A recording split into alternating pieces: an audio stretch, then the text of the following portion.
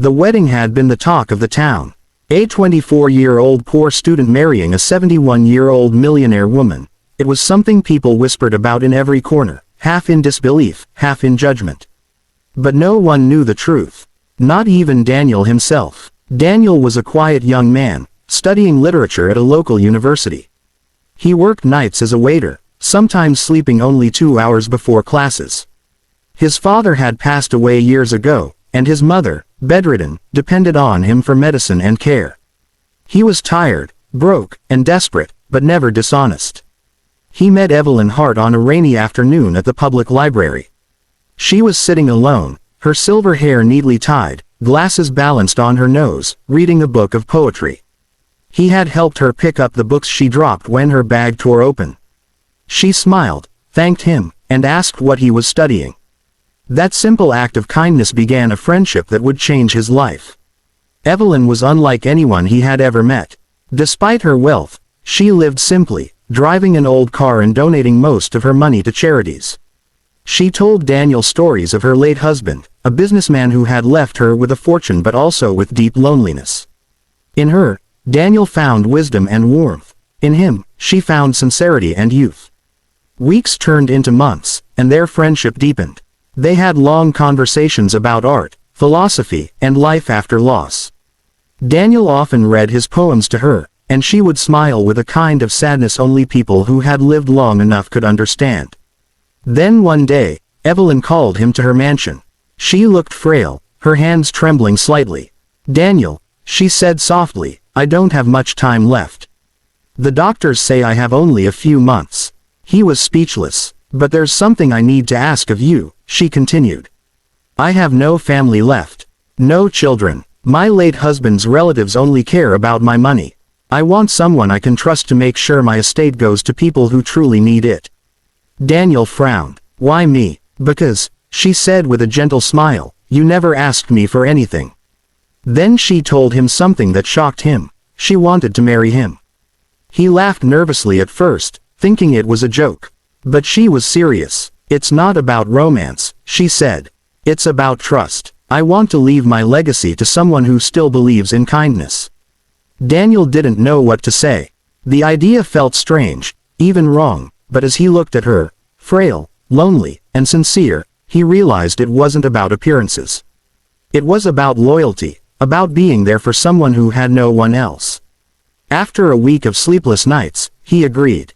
They married quietly in her garden, with only a few witnesses. Evelyn smiled through tears as she slipped a simple gold band on his finger. "You'll see, Daniel," she whispered. "Love isn't always what people think it is." For the next 7 days, Daniel took care of her around the clock. They ate breakfast together, watched old films, and read poetry in the evenings. She laughed more in those days than she had in years. He learned her favorite songs, and sometimes, he caught her humming while watering her roses. But on the 7th night, Evelyn didn't wake up. Daniel sat beside her bed, holding her cold hand, tears streaming down his face. The house felt emptier than ever. The lawyer arrived the next morning with a sealed envelope addressed to Daniel.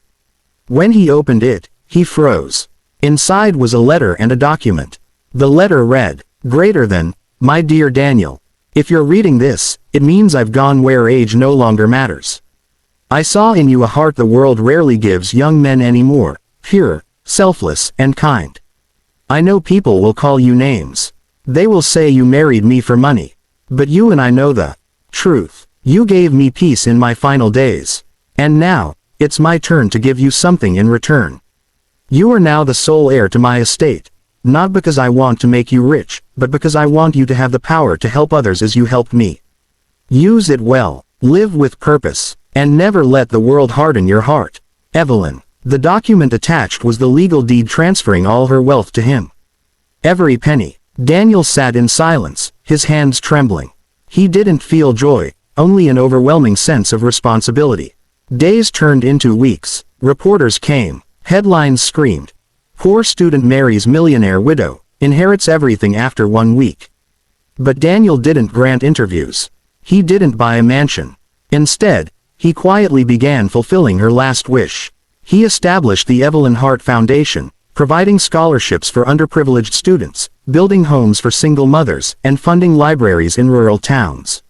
He even restored the old public library where they had first met, placing a small bronze plaque near the entrance that read, "Greater than, for Evelyn Hart, who taught me that kindness outlives everything." One evening, a year later, Daniel returned to that same library. A young girl was there, struggling to carry a stack of books. He smiled, helped her, and when she thanked him, he said, "It's nothing, really. Someone once did the same for me." As he walked away, he glanced at the plaque and whispered, "You were right, Evelyn. Love isn't about time or age, it's about truth." The world had judged him. But he didn't care. He had seen something most people never would. That sometimes, the most unexpected relationships can change the meaning of life itself.